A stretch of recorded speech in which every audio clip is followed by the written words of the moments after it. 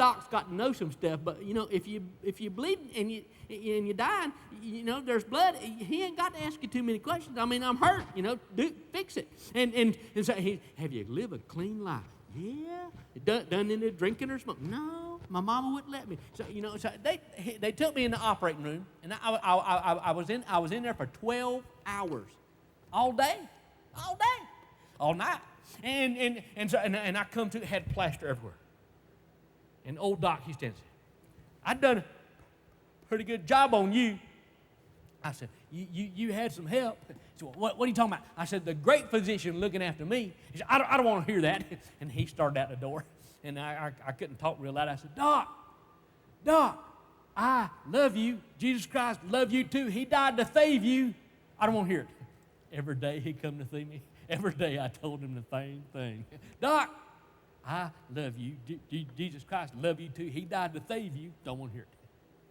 Well, some of you know what I'm talking about. You know, you're in the hospital, and folks going to cheer you up and to see how bad off you are, and you got to cheer them up. You know what I'm talking about. You know, like they come in, they got some candy and some flowers, and hey, how you? Oh, you about dead? No, it's all right. It's all right. Everything's, you know, all things work together for good to them who are, you know, and you can quote all them verses. You know, but after a while you give out, and you give out. After a while you just give out, and that's when the ravenous beast comes. You know what I'm talking about, ravenous beast? They come in your life, and they take a little bite here and a little bite there, and they eat you up from the inside out. That ravenous beast of bitterness, just a little bite. Little ravenous beast of jealousy, lust, anger, pride, little bite, and it'll eat you up. And folks looking from the outside, everything looks all right. You know, folks come see me. I could quote all the verses, you know, and I could quote the verses to them. Oh yeah, but in here, they about eat me up. And them ravenous beasts come at you about 3 o'clock in the morning. Yeah, when you're down, you can't sleep because you're hurting so bad. And they got little voices, they say, buddy, God don't care about you no more. If God cared about you, you wouldn't be hurt like you are. If God cared about you, you wouldn't be all broke up. If God cared about you, you wouldn't have nothing bad ever happen to you. Ain't know what to tell you. That's what they tell me. And eat you up. Well, they about eat me up. Them ravenous beasts to eat me up. You know, and nobody knowed it except me and God. And it got time for me to get out of there. And I broke up, and this little nurse, she's just a sweet gal, just a sweet Christian nurse, and just as nice as could be. And she come in, and you know, they were trying to help me get all ready to go and get me all dressed and put me in a wheelchair. And I don't know why they don't let you walk out of a hospital. I think they're afraid you're going to break something before you get out, and they want to make sure you get out, and then you can break it, and then they can charge you some more money. But you know, and so she's rolling me along, you know, and she had a bundle, so a handkerchief, just kind of all tied up, you know, like that, and she put down my lap, and I said, "What's that?" Just snapping at her. I made her cry. She said, "It's money. It's money. You know, you just put it on my hospital bill. Put it on my hospital bill. I got a big old hospital bill, and you just put it on there, and I'll do best I can." Ain't that what we're saying? That sounds so good, don't it? It sounds like, oh, I'll do best I can. Let me tell you something. Best you can ain't never going to get it. Best you can ain't going to get you to heaven. Best you can ain't going to live the Christian life. Best you can going to mess up every single time. See, without me, Jesus said, you can do nothing. Not best you can. Nothing. I'll do best I can. You just put it on my hospital. I'll do best I can. Best you can ain't going to get it. I'd come into the hospital. I had about $10 to my name. And the nurse said, your bill's all paid. I said, what? She said, folks from all over the country, they heard how you all broke up, and they sent money, and your hospital bill's all paid. I said, what's that? She said, that's what's left over.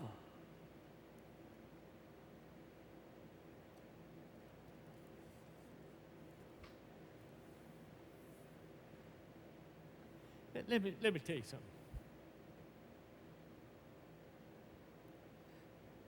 I've been in the hospital for 3 months That's a long time. I was broke up. I mean, this arm was broke here, and this arm broke over here. My ankles was broke. My kneecap was wandering around back in here somewhere. My rib cage's all broke. I was broke up.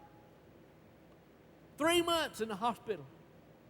And the doc told me it's going to be another month before I could be strong enough to be out preaching.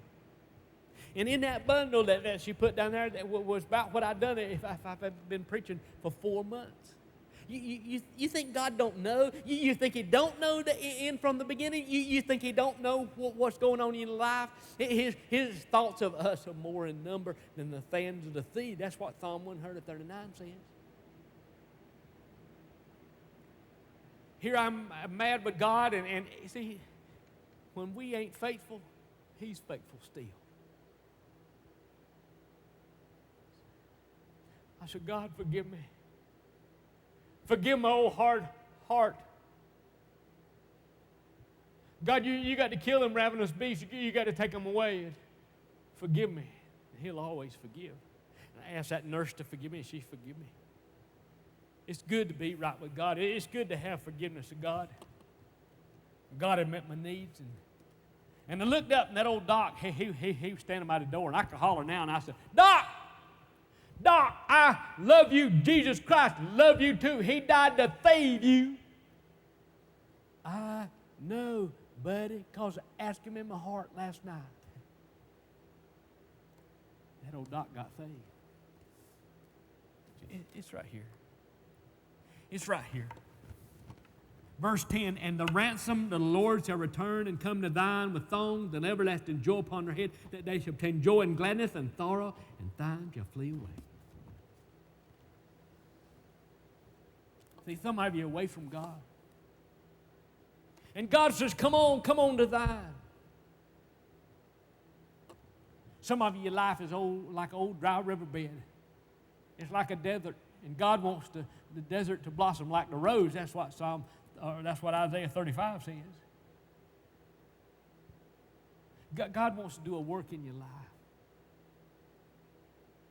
God says, come on back to thine with thongs and everlasting joy. Some of you got some thine in your life. I know you do. You're sitting there thinking, God don't care about me. God don't love me. Oh, yeah, He does. He thinks about you all the time. He loves you all the time. That's all He does is just love you and think about you. And you got some thine in your life and some sorrow in your heart. And you just all bowed down with all that. And God says, let me hold that for you. Let me lift you up. Let me hold you close to my heart. That's what God wants.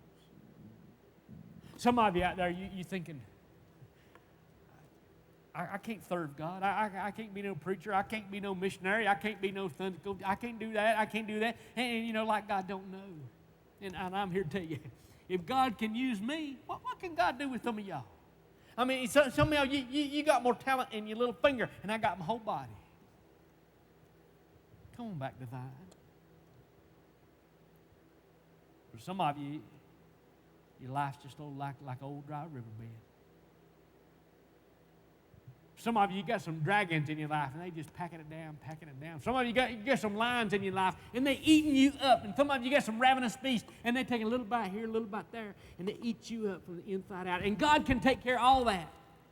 He can kill them lions. He can kill them ravenous beasts. He can kill them, everything that's in your life like that. That dragons that's in your life. He can take care of all that. And He says, come on back to Zion. Come on back to thine with thongs and everlasting joy on your head. The wilderness and the solitary place shall be glad for them. The desert shall rejoice and blossom as the rose. It shall blossom abundantly and rejoice even with joy and singing. The glory of Lebanon shall be given unto it, the excellency of Carmel and Sharon. They shall see the glory of the Lord, the excellency of our God. Come on back to thine. Come on back to thine. That's what God wants.